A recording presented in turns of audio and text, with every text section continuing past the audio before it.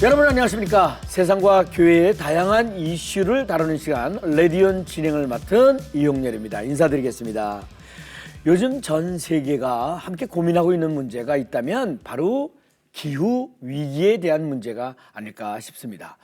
더 이상 손 놓고만 있을 수는 없는 상황인데요. 오늘 시대의 흐름과 변화를 읽어보는 편집장 톡에서는요, 점점 더 심각해져가는 기후 위기 속에서 한국교회는 이 과제를 어떻게 풀어가고 있는지 알아보도록 하겠습니다.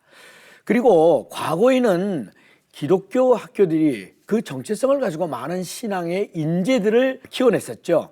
그런데 요즘은 평준화 정책 등으로 인해서 그 고유의 가치를 이어가기가 참 어려워진 시대가 됐습니다. 그래서 한국 교회와 기독교 학교들이 연합해서 어떻게든 그 정신을 지켜갈 수 있도록 교육개혁 방안을 함께 고민해 봤다고 하는데요. 오늘 온전한 인터뷰에서는 그 소식을 전해드리도록 하겠습니다. 자, 그럼 먼저 한 주간의 교육의 뉴스를 정리해 드리도록 하겠습니다. 뉴스 이슈 국민일보의 최기영 기자가 자리했습니다. 어서 오세요. 네, 안녕하세요. 반갑습니다. 국민일보 최기영입니다.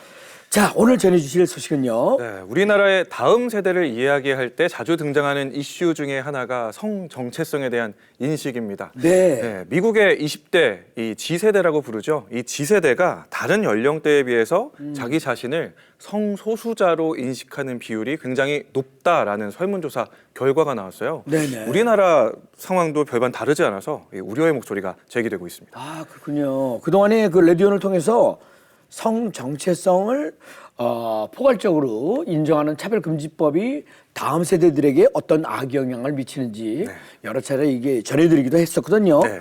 이번 조사는 그럼 어떤 거였나요? 네, 미국의 공공종교조사기관이 지난해 8월부터 한 달 동안 13세부터 65세 6,616명을 대상으로 설문조사를 한번 진행을 했습니다. 네네. 그 결과 G세대의 28%가 LGBT로 자신을 규정하고 있다라는 내용의 보고서가 등장을 했어요. 네네. LGBTQ, 이제는 좀 익숙하죠. 레즈비언, 게이, 양성애자, 그리고 트랜스젠더 등을 통칭하는 용어입니다. 네. 1945년 이전 출생자들을 우리가 보통 친묵세대라고 부릅니다. 네. 이 친묵세대에 비해서는 이 G세대가 9배 이상 LGBTQ 인식률이 높았고요. 베이비붐 세대에 비해서는 7배, 그리고 X세대에 비해서는 4배가 높았습니다. 상대적으로 가장 어린 세대에 속하는 밀레니얼 세대에게도 2배 높은 수치가 보였어요. 네네. 이렇게 통계 수치 이렇게 보니까 정말 심각한 상황이라는 걸 이렇게 느껴지겠네요. 네. 이렇게 된 배경은 뭐가 있을까요? 현재 이 성적 다양성에 대해서 의무적으로 교육을 해야만 하는 이 공교육 현실에 대한 우려 목소리가 높았습니다. 네. 저희 취재진이 미국에서 18년째 생활하고 있는 한인 학부모에게 인터뷰 요청을 좀 드려봤어요. 말씀을 나눠봤더니 네. 지난해에 이 학부모의 경우에는 펜실베니아주의 한 고등학교 학부모회에 갔다가 레즈비언과 게이의 성관계 묘사까지 자세하게 가르치는 모습을 보고 충격을 받았다고 합니다. 예. 불만스러운 마음이 조금 들기는 했지만 내 아이만 이 교육을 받지 않으면 왕따를 당할까 봐 이러지도 저러지도 못하는 그런 학부모들을 많이 만났다고 해요. 네. 그리고 우리나라의 청소년들을 대상으로 한 조사에서도 자기 자신을 그 스스로 동성애자나 양성애자로 인식하고 있는 비율 점점점 높아지고 있거든요. 아이고, 예. 이 일에 대해서 가장 목소리를 많이 높여온 우리 한국교회가 다음 세대의 올바른 성 가치관을 정립해 나가기 위해서 더 많은 노력을 좀 기울여야 하지 않을까 싶습니다. 네, 그렇군요. 이게 비단 미국만의 문제가 아니라 어느새 한국의 청소년들도 이런 성 가치관을 걱정해야 하는 시대가 이렇게 된 것 같습니다. 오늘 이야기 들으면서 문화와 교육이 얼마나 중요한지를 세상 깨닫게 됩니다. 이럴 때 더욱 기독교계가 발벗고 나서서 올바른 교육과 문화를 만들어 가도록 힘써야 되지 않을까 싶습니다. 네. 자, 다음 소식은요. 네, 두 번째 소식은 분위기를 조금 바꿔서 네. 요즘 3040 젊은 세대 목사님들의 새로운 취미 생활에 대한 얘기입니다. 네네. 요즘 이 젊은 목사님들은 사역을 마친 뒤에 이제 자신의 취미 생활을 적극적으로 영위하는 분들이 참 많은데 과거에는 목사님들이 자신의 취미 활동을 알리는 것은 물론 조금 쉬쉬하고 좀 숨기던 것이 좀 팽배했었던 분위기였거든요. 예. 요즘에는 교회 모임 또 SNS 활동을 통해서 자신의 취미 활동을 거리낌 없이 공유하는 모습, 이런 모습들이 오히려 환영을 받고 있습니다. 사실 말이죠. 뭐 목사님이라고 해서 취미생활 하지 말라는 법이 없는데 그럼요. 생각해보니까 그동안 우리가 목사님들이 사역 이외에 어떻게 시간을 보내는지 잘 몰랐단 말이에요. 네. 젊은 목회자분들은 실제로 어떤 취미 생활들을 갖고 계실까? SNS하고 좀 많이 연관되겠죠? 네, 맞습니다. 정말 다양한 모습들이 있었는데 충남 이 천안에 있는 한 목사님께서는 이 SNS 상에서 11조단 스테판 포리로 불리고 있었습니다. 이게 뭐냐면 마이클 조던, 스테판 커리라는 전 세계적으로 유명한 농구 선수가 있거든요. 네. 이 선수들의 이름에 이 목사님과 관련된 키워드 11조 그리고 이 목사님이 40대시거든요. 40대를 뜻하는 포리가 붙여져서 만들어진 별명입니다. 네. 이 외에도 베드로 낚시단이라는 이름으로 성도들과 같이 낚시 취미 활동을 공유하는 목사님도 계셨고요. 복싱, 또 주짓수를 배우면서 세상을 바라보는 새로운 시선을 발견하는 목사님들도 계셨습니다. 여러 가지 그 취미 활동들을 많이 하시네요. 네. 네. 사실 목사님들도 그 목회하면서 쌓인 스트레스가 사실 얼마나 많이 계시겠습니까? 네. 그런데 생각해보면 목사님들도 사람인데 목사님들이 복싱하고 뭐 농구하고 그러면은 목사님이 이런 걸 왜 해? 이런 반응이 있지 않나 싶어요. 그렇습니다. 네. 이 여가 학자인 옥성삼 한국기독교 언론포럼 사무총장과 대화를 좀 나눠봤어요. 네. 이런 말씀 해주십니다. 한국 사회가 압축 성장을 경험하고 체면 문화가 아무래도 사회적으로 영향을 미치기 때문에 목회자가 취미를 갖고 쉬는 것에 대해서 경건하지 못하다라고 인식하는 부분이 좀 어느 정도 영향을 미치지 않았을까 이렇게 진단을 좀 하고 있고요. 저는 이 말씀이 사실 기억에 많이 남아요. 우리가 잘 알고 있는 언더우드 선교사님, 아펜젤러 선교사님도 이 토창민과 어울려서 여가 활동을 하면서 복음을 전했다라는 거를 꼭 기억했으면 좋겠다. 네. 그러면서 오늘날 목회자들이 쉼을 회복하고 여가를 통해서 어울림의 자리로 나아가는 것이 그만큼 너무 중요하다. 이런 말씀 전해주셨습니다. 네. 그러고 보면 우리가 목회자들에게 가진 편견이 참 많았다는 생각이 듭니다. 양을 돌보는 목자도 당연히 쉼과 회복이 필요하고 즐거운 여가 생활을 누릴 자유가 있는데 말이죠. 목회자도 성도들도 다 하나님의 자녀로서 이 땅에서 기쁘고 행복하게 살아가길 하나님도 바라지 않으실까 싶습니다. 네. 자, 최경 기자 대단히 감사합니다. 수고하셨습니다. 감사합니다. 다음 시간에 뵙겠습니다.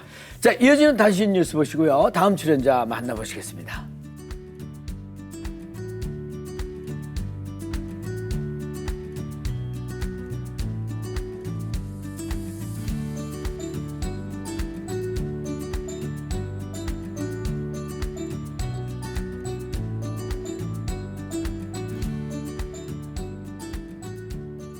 자, 이번 시간은 이 시대의 흐름과 변화를 읽어보는 편집장 톡 시간입니다. 목회와 신학 백성우 편집장님을 초대해서 현재 한국교회의 이슈와 함께 나아갈 방향에 대해서 알아볼 텐데요. 오늘은 기후 위기의 시대에 더 이상 선택의 문제가 아니라 한국교회가 반드시 응답해야 하는 기후 환경 문제에 대해서 이야기를 한번 나눠보도록 하겠습니다. 편집장님, 어서 오세요. 안녕하세요. 반갑습니다. 안녕하세요. 네. 기후 위기 문제인데요. 환경 문제의 심각성을 느끼는 기독교인들이 많이 늘고 있지 않나 싶습니다. 한국 교회는 현재 환경 문제를 어느 정도 이해하고 있습니까? 최근 우리나라 환경부에서 바이바이 플라스틱 챌린지라는 운동을 전개하고 있고요. 네. 또 교회 중에서도 이게 함께하는 교회들이 있습니다. 참 좋은 운동인데 살짝 아쉬운 점은 이게 일종의 계몽적 성격을 가지고 있는 운동이지요. 네네.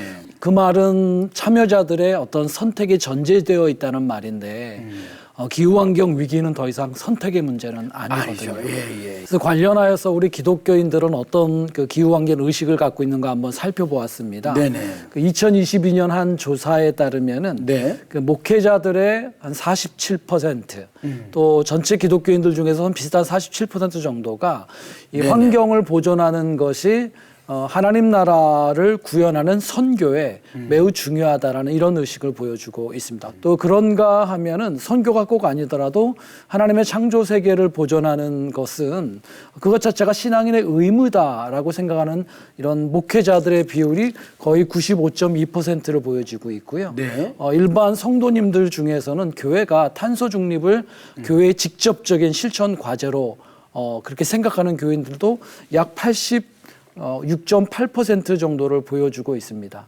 그것이 정말 실천으로 이어진다면 기독교인과 교회는 우리 사회에 상당한 영향력을 미칠 수 있는 구성원이 되어 있다 볼 수 있죠. 네네. 다음 질문 들어가기 전에 우리 물 한 잔 먹고 하도록 하죠. 이거 물 보면 말이죠. 이것도 이제 플라스틱이거든요. 저는 이거 먹을 때마다 예. 야, 이 플라스틱은 어디로 가지? 하는 생각이 듭니다.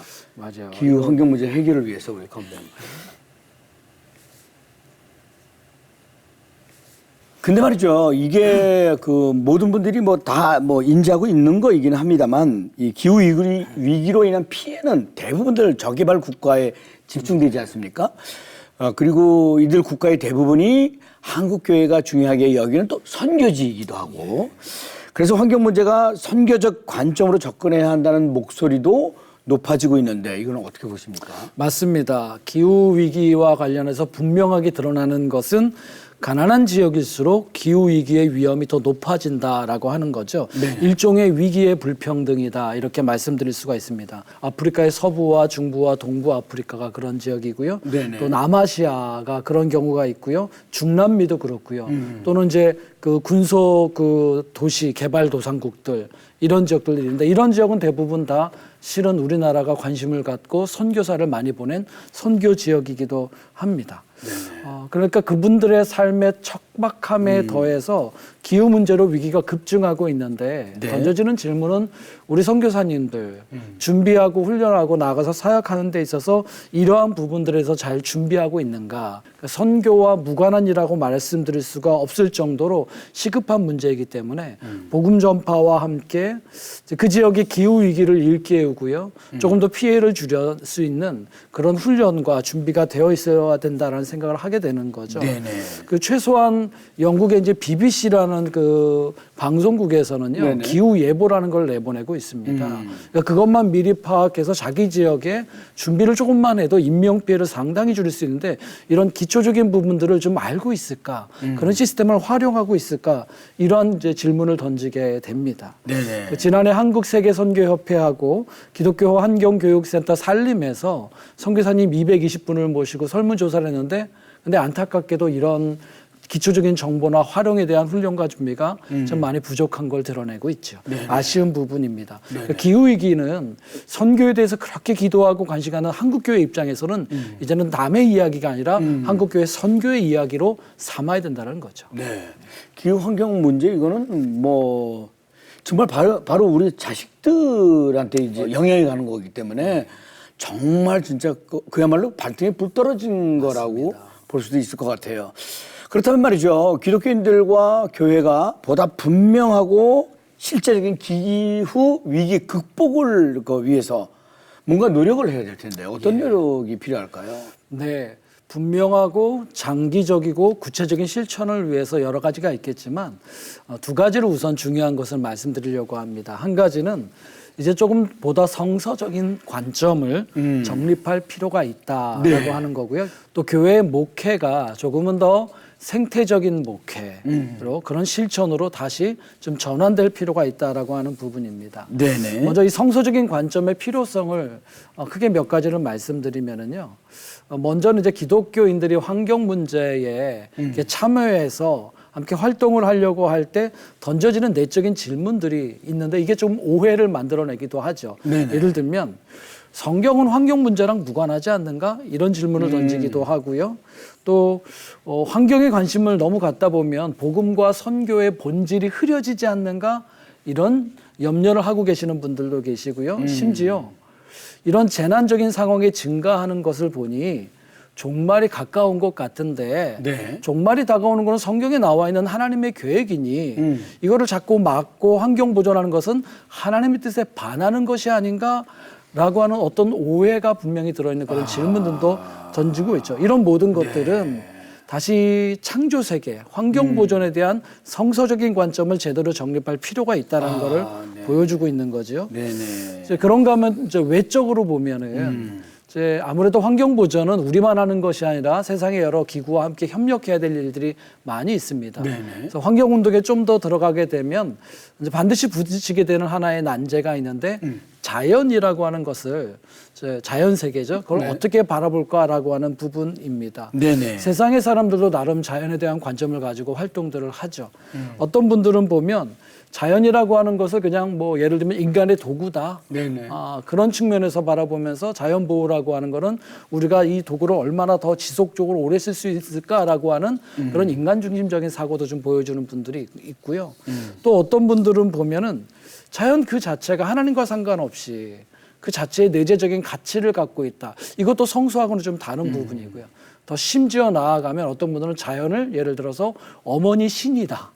대지의 신이다라고 하는 어떤 신적인 영역으로 보면서 숭배하는 이런 관점들도 가지고 오고 있습니다. 네네네. 그러다 보니까 함께 협력하여서 활동하다 보면 조금 혼란을 겪게 될 수도 있기 때문에 또 창조세계 돌봄이라고 하는 성서적 관점을 가지고 조금 더 환경 보존에 나아갈 수 있도록 성서적 관점을 정립해 줄 필요가 있기도 합니다. 네네.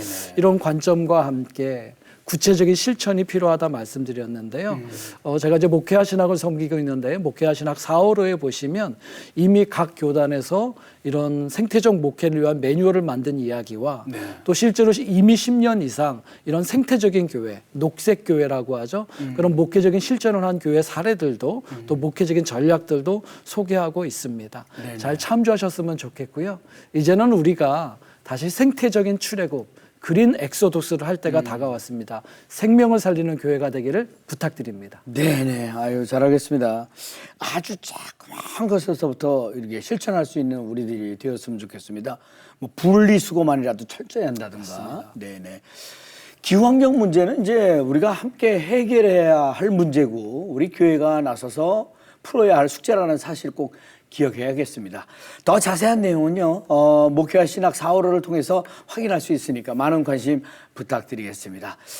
백 편집장님과도 여기서 인사를 나누도록 하겠습니다. 대단히 감사합니다. 감사합니다. 자, 이어서 온전한 인터뷰로 넘어갑니다. 자, 이번 순서는요, 우리 사회의 다양한 이슈들을 성경적 시각을 통해서 바라보는 온전한 인터뷰 시간입니다. 기독 사학들이 연합한 사학법인 미션 네트워크에서는 지난 3월 13일 정기총회와 포럼을 개최했다고 합니다.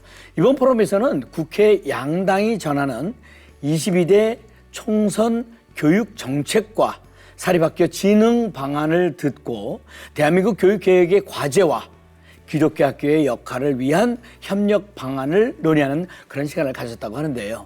그래서 오늘 온전한 인터뷰에서는 이번 포럼을 통해서 논의된 교육 개혁을 위한 과제는 무엇인지 사학법인 미션 네트워크 사무총장이신 함승수 교수님을 초대해서 자세한 이야기 나눠보도록 하겠습니다. 어서 오세요. 안녕하세요. 반갑습니다. 안녕하세요. 네. 자기소개 좀 부탁합니다. 네, 안녕하십니까. 사학법인 미션 네트워크 사무총장 맡고 있습니다. 함승수 교수입니다. 안녕하십니까. 네, 참 어려운 일 이렇게 하고 계십니다. 네. 잘 부탁드리고요. 예. 사학법인 미션 네트워크.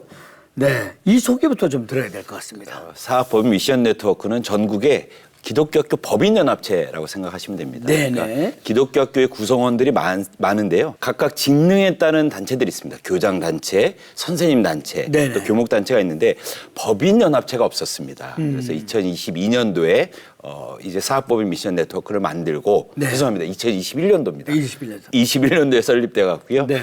현재 이제 기독교 학교의 정체성 수호, 기독교 학교 발전을 위한 방안들을 연구하는 단체입니다. 네네. 지난 그 3월 13일이죠. 그 포럼에 대한 주제가 새로운 미래를 위한 대한민국의 교육 개혁. 네. 이것도 뭐 쉽지는 않습니다만 네. 어떤 내용들을 함께 했는지 좀 듣고 싶습니다. 네, 이제 저희가 새로운 미래를 여는 대한민국 교육 개혁을 위해서 평준화 2.0 시대를 저희가 제안했습니다. 네네. 그리고 기독교 학교에서 사용할 기독교 세계관 교과서 개발을 이제 저희들이 공식적으로 선언을 했는데요. 네네. 2024년도가 기독교 학교나 한국 교회에 중요한 게 이 평준화 정책이 50년이 됐는데요. 이 한국 교육의 근간이 되어온 정책입니다. 그러니까 평준화 정책은요. 그 단어를 보시면 알겠지만 평등과 표준화거든요. 그래서 모든 국민이 균등한 교육을 받게 하겠다. 이게 네. 평준화 정책입니다. 그러다 보니까 굉장히 이점이 있었지만 한편으로는 교육의 다양성이라든지 기독교 학교의 자율성을 제한하는 원인이 됐습니다. 네네. 그러면 이 평준화 정책이 만들어진 지 50년, 그러니까 성경에 말하는 그 희년의 정신, 50년의 희년의 정신을 제가 생각하면서 이제 교육을 새롭게 하자, 교육의 자유를 선포하자라는 마음으로 평준화 2.0 시대를 제안했고요. 네네. 이것을 위한 여러 가지 연구들을 저희들이 제안했습니다. 네네네. 그렇군요. 네. 평준화 정책으로 학부모나 그 학생들에게 제한된 내용들이 있을 것 같은데 어떻습니까? 그러니까 평준화 정책이 여러 가지 장점이 있는 것은 분명하지만 네. 가장 결정적으로는 학부모들의 교육 선택권을 제한했습니다. 무슨 얘기냐면 헌법은요, 모든 학부모님들이 자기 자녀를 자신들의 세계관, 윤리관, 신념에 따라서 교육시킬 수 있는 권한이 있거든요. 더 쉽게 말하자면 나는 우리 아이를 기독교 교육을 시키겠다. 네네. 나는 우리 아이를 인성 교육시키겠다 하면 그 학교로 보낼 수 있는 권한이, 권리가 헌법적으로 보장되어 있습니다. 근데 평준화 정책은 강제 배정 방식이거든요. 뺑뺑이를 통해서 학부모가 원하는 어떤 학교를 학생들을 보내는 것이 아니라 네. 교육감이 강제 배정을 하고 있기 때문에 불교 학교에 기독교 학생들이 가고 있고요. 네네. 기독교 학교에 불교 학생들이 오고 있습니다. 쉽게 말하면 학부모들이 원하는 학교에 우리 아이들은 이런 교육을 받고자 하는 부모들의 간절한 신념들이 구현될 수 있는 길이 없는 것입니다. 그래서 평준화 정책이 주는 가장 큰 한계는 학부모의 선택권들을 제한하고 있다는 것입니다. 이제는 우리가 갖고 있는 신념, 우리가 갖고 있는 가치관에 따라서 교육할 수 있어야 되고 평준화 2.0 시대는 그런 시대가 돼야 된다. 저희들이 생각하는 바가 그런 것입니다. 네. 동시에 학교의 입장에서도 사실은 이 건화기념을 구현할 수 있는 많은 부분들이 제약이 됐거든요. 그러다 보니까 학교에는요, 그 기독교 교육을 강하게 시킬 수 있는 이런 폭들이 점점 줄어드는 겁니다. 왜냐하면 그 안에 불교 학생들이 있으니까, 타종교 학생들이 있으니까. 그래서 저는 평준화 2.0 시대는 선택권이 보장돼야 된다. 학교의 권화기념을 분명히 세우고 그 권화기념에 동의하는 학생들이 들어가고 또 학부형님들은 그런 학교로 보낼 수 있는 권한이 회복되어야 된다. 저는 그렇게 생각합니다. 무엇보다도 국회 여야 대표단이 21대 총선의 양당 교육 정책과 사립학교 진흥 방안에 대해서 이제 발표했다고 그랬잖아요. 네, 그 내용이 궁금합니다. 예, 저희들이 먼저 좀 말씀드리고자 하는 것은 이제 한국 교회와 국회가 굉장히 좋은 파트너십을 맺게 되었다. 이 부분을 좀 설명을 드리고 싶습니다. 네. 그러니까 기존의 교육이라든지 또 여러 가지 의제에 대해서 국회가 법안을 만들면 한국 교회가 그것을 반대하고, 그러니까 굉장히 방어적인 수세적인 입장을 한국 교회가 많이 가졌습니다. 네네. 그렇다면 이런 방식으로 교육을 이끌어가는 것보다는 이제 한국 교회가 교육의 방향을 제시하고. 국회가 그것에 반응하는 것이 더 바람직하겠다 저희들이 생각했는데요. 네. 이번 총회가 그런 가능성을 보았습니다. 그래서 한국 교회가 평준화 2.0 시대, 교육의 다양성, 교육의 자주성, 선택권을 보장해야 된다라고 얘기를 했고 양당 모두 그 교육에 대해서 굉장히 긍정적으로 답을 갖고 왔습니다. 양당에서 왔고요. 그런 진중하고 전향적인 한국교회의 메시지에 대해서 국회가 자세를 갖고 있는 것이 굉장히 고무적이다라고 말씀드릴 수 있고요. 특별히 이제 양당에서 그러면 기독교 학교의 건화기념을 구현하기 위해서 교사를 어떻게 뽑을 것이냐, 교육 과정은 어떻게 할 것이냐, 교육의 내용은 어떻게 할 것이냐 이런 것들에 대해서 폭넓게 논의를 했고요. 네. 22대 총선을 통해서 총선 이후에 이 기독교 학교의 자주성을 보장할 수 있는 또 학부모의 선택권을 보장할 수 있는 다양한 법안들을 함께 만들어 가겠다. 함께 네. 좀 고민했던 좋은 시간이 되었습니다. 네네. 그렇군요. 그렇다면은 한국 교회와 기독교 학교는 새로운 대한민국 교육 개혁을 위해서 어떤 입장이고 또 어떤 준비를 하고 있는지 그것도 좀 궁금합니다. 지금 이제 교육의 충돌의 시대가 됐습니다. 예, 예. 다시 말해서 학교에서 배우는 내용과 교회에서 가르치는 내용이 충돌하기 시작했고요. 학생들과 우리 자녀들 다음 세대들은 학교의 영향을 굉장히 크게 받고 있습니다. 네네.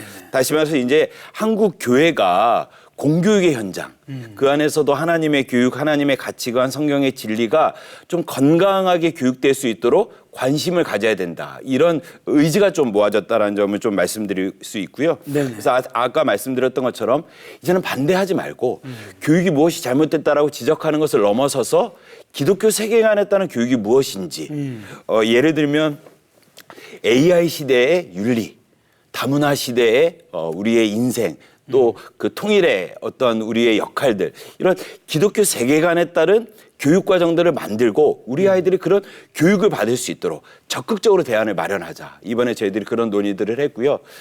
또 국회가 한국 교회에 요구하는 것은요. 이런 담론들을 국가 정책 수준으로 좀 풀어낼 수 있을 정도로 높은 수준의 연구를 요구하기 시작했습니다. 그래서 우리들이 얘기하고 있는 어떤 교육의 다양성들을 교육 안에서 또 법 안에서 어떻게 요구할지, 어떻게 실현할지 그런 것들을 요구하기 시작했고, 저희들이 이번에 그 총회를 통해서 각 기독 대학들과 권역별 대학들과 업무 협약을 맺고 교육 미션 센터를 설립해 갔고요. 이런 부분들이 이제 좀 체계적으로 단계적으로 이끌어갈 그런 계획들을 좀 세우고 있습니다. 네, 그렇군요. 네. 자, 그러면 교육 미션 센터 설립 이야기를 좀 부탁드리겠습니다. 그 사학법인 미션 네트워크가 만들어지면서 교육에 관한 컨트롤 타워 역할을 하기 시작했습니다. 네. 정부랑 소통하고 기독교 학교의 아젠다들을 모으기 시작했거든요. 그러다 보니까 이제는 연구하는 기관들이 필요하겠다. 그리고 정부와 국회가 높은 수준의 연구들을 요구하기 시작했거든요. 그래서 저희들이 그러면 차제에 기독교 학교의 정체성을 수호하려면 또 교육이 가야 할 길을 선제적으로 제시하려면 연구소가 필요하겠다라고 저희가 생각했습니다. 그래서 사학법인 미션 네트워크가 여러 단체들과 또 여러 대학들과 함께 협의하면서 이제 교육을 단계적이고 체계적이고 전문적으로 연구하자라고 마음을 모았고 그 결실로 교육 미션 센터가 대학에 설립이 됩니다. 그래서 이번 정기총회에서 교육 미션 센터 설립을 공식적으로 선언했고요. 이제 그 구체적인 연구진들을 모아서 이제 연구를 진행할 계획을 갖고 있습니다. 네. 한국교회와 기독교 학교 한국교회 대표단이 기독교 학교 성명서를 발표했다는 얘기 들었습니다만 어떤 내용인지 지금까지 뭐 쉽게 설명을 잘 해주셨습니다만 더 쉽게 부탁합니다. 네 가지 성명서를 발표했습니다. 네 가지. 하나는 국회를 향해서, 하나는 정부를 향해서, 하나는 헌법재판소를 향해서, 그리고 마지막은 기독교 학교를 향해서 제가 성명서를 발표를 했는데요. 그 국회에는 교육의 선택권과 자주성을 보장할 수 있는 법안을 만들어 주십사. 그래서 학부모들이 학교를 선택하고 교육의 다양성들을 보장할 수 있는 사립학교법을 재개정해달라. 이런 요구를 저희들이 국회에 했고요. 정부에는 교육의 다양성, 평준화 2.0 시대를 이끌어갈 교육의 다양성을 보장할 수 있는 정책을 만들어 달라. 정부에는 요구를 했습니다. 헌법재판소에는 현재 이제 교원 임용에 관련돼서 기독교 학교가 기독교사를 뽑을 수 있도록 관련된 법안들을 조속히 판결을 내려주십사 요구를 했고요. 가장 중요한 것은 저는 이제 기독교 학교를 향한 성명서였습니다. 그 기독교 학교가 어려운 것은 사실은 기독교 학교가 빛과 소금의 역할을 잘 감당하지 못했다라는 어떤 반증일 수도 있습니다. 그래서 이번 그 성명서를 통해서 우리가 사회 앞에서 윤리적인 학교, 비리랑 비위가 없는 학교가 돼서 교육에 이바지하겠다. 그것을 선언하는 시간이 있었습니다. 그래서 이 네 가지 선언이 있었고요. 굉장히 중요한 선언이 되었다. 참석하신 분들은 그 독립선언과 비슷한 느낌을 받았다. 말씀하실 만큼 기독교 학교가 교육의 방향, 또 교육의 개혁의 방향을 선제적으로 제시했던 성명서 발표가 있었습니다. 이번 총회와 포럼을 통해서 한국교회와 기독교 학교 그리고 국회 대표가 한 자리에 모여서 대한민국 교육개혁을 위해서 협력 방안을 모색했다는 데 큰 의미가 있었던 것 같은데 이번 시간을 어떻게 평가할 수 있을지 또 이번 시간을 통해서 꼭 기억해야 할 점이 있다면 아주 더 쉽게 설명 부탁드리겠습니다. 한국 교회가 교회 교육을 굉장히 잘했습니다. 교회 교육을 잘하다 보니까 사실 교회 밖 교육에 대해서는 사실 관심을 많이 못 가졌거든요. 그러다 보니까 교회 바깥에서 반성경적인 또 비기독교적인 영향을 우리 자녀들이 받고 있었고 그것이 고스란히 한국교회의 위기가 됐습니다. 저는 이번 모임이 의미가 있었던 것은 교계 대표단과 한국 그 기독교 학교의 대표단들이 한 자리에 모여서 그렇다면 보다 건강한 교육의 지평을 어떻게 확장할지 다시 말해서 한국교회가 교회 밖 교육에 대해서 어떤 책임이 있는지 함께 모색했다는 점에서 큰 의미가 있다.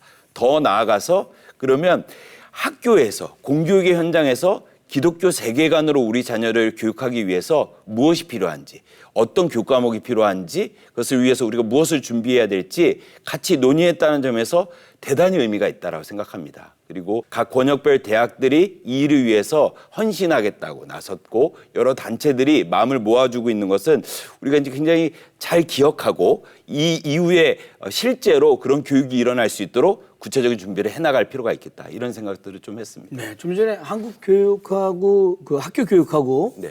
교회 교육하고의 어떤 충돌을 잠깐 말씀하셨는데 혹시 사례 같은 거 뭐 예를 들어서 뭐 설명해 주실 만한 거 없을까요? 그러니까 한국교회가 굉장히 걱정하는 차별금지법의 내용을 봤을 때 그러니까 성경은 이미 남성과 여성을 하나님이 창조했다라고 이렇게 가르치고 계신데 학교에서는 이미 소셜 젠더를 얘기하기 시작했습니다. 그러니까 남성과 여성과 너희들이 선택할 수 있는 성이 있다. 그래서 이미 교과 과정 안에서 학생들은 학교에서 제3의 성을 배우고 있습니다. 그래서 선생님이 남성과 여성과 사회적 성이 있어를 얘기하고 네네. 교회 전도사님들이 남성과 여성이 있어라고 얘기하면요. 아이들은요. 학교 선생님들의 영향을 더 크게 받습니다. 그리고 교회에서 얘기하는 것을 신화처럼 여깁니다. 네네. 이런 교육의 충돌이 있는 것이거든요. 그렇다면 이런 부분에 있어서 정말 온전한 창조의 가르침은 무엇인가 그리고 온전한 어떤 가정윤리는 무엇인지를 기독교 계통에서 한국교회가 학교에서 가르쳐야 되거든요. 그런 충돌을 이제는 어떻게 완화시킬지 또 어떤 가르침이 있어야 될지 한국교회가 선제적으로 제시하기 시작했습니다. 네네. 어떻습니까? 2024년 그 한 해 동안에 사학 미션이 계획한 중요한 계획들이 많이 있는 것 같은데 앞으로의 계획과 뭐 이게 굉장히 중요하겠습니다만 기도 제목도 함께 이렇게 좀 나눠주시기 바랍니다. 그 평준화 제도는 이제 평등한 표준화 그러다 보니까 기독교 학교의 자율성을 제한했습니다. 네네. 그래서 저희는 이제 새로운 교육은 대한민국의 새로운 교육은 다양성과 창의성이 있는 교육이 되어야 한다. 네. 그래서 평준화 2.0 시대를 제안했습니다. 이것을 구체화할 수 있는 연구들을 해 나갈 것이고요. 한편으로는 이 충돌의 시대, 교육의 충돌의 시대를 극복할 수 있는 교육과정, 교과목 개발을 시작할 겁니다. 현재 6개의 교과목을 개발하려고 하는데요. 이게 상당한 인력과 재정이 들어가는 일입니다. 이 일에 있어서 한국 교회와 또 성도님들이 관심을 갖고 우리 아이들이 기독교적 세계관을 갖고 실력과 신앙을 겸비한 인재로 자라날 수 있도록 좀 관심을 가져주시고 또 기도해 주시기를 저는 간절히 좀 부탁드립니다. 네. 그런 것들이 다 쉬운 일들이 아닌데 정말 어려운 일들을 이렇게 해나가고 계신다 하는 생각이 들었습니다. 네. 새로운 미래와 대한민국 교육 개혁을 준비해 나가는 사학 미션의 역할이 앞으로도 더욱 더 중요하리라 생각되는데요. 올 한 해도 사학 미션의 다양한 연구와 사업들이 잘 진행될 수 있도록 많은 관심과 기도 부탁드리겠습니다. 오늘 정말 귀한 말씀 전해주신 사학미션의 사무총장이신 함승수 교수님 대단히 감사합니다. 고맙습니다. 감사합니다. 네. 자, 레디온 오늘 준비한 소식은 여기까지입니다. 저는 다음 이 시간에 다시 인사드리겠습니다. 대단히 감사합니다.